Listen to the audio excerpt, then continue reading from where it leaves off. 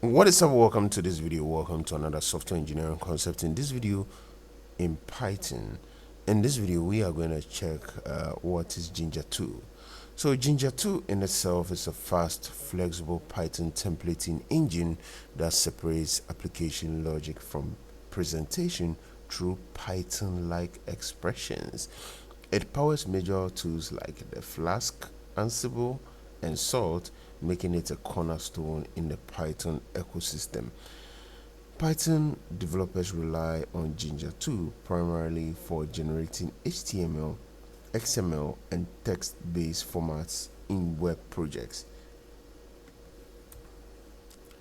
So what are some key features of Jinja2?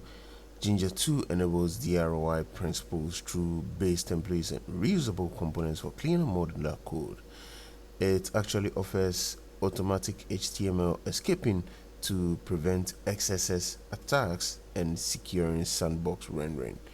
It supports custom filters, macros, and syntax for project-specific requirements.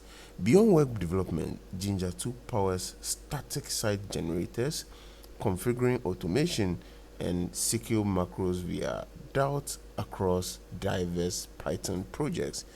Thank you for watching this video. Let's move on to the next video.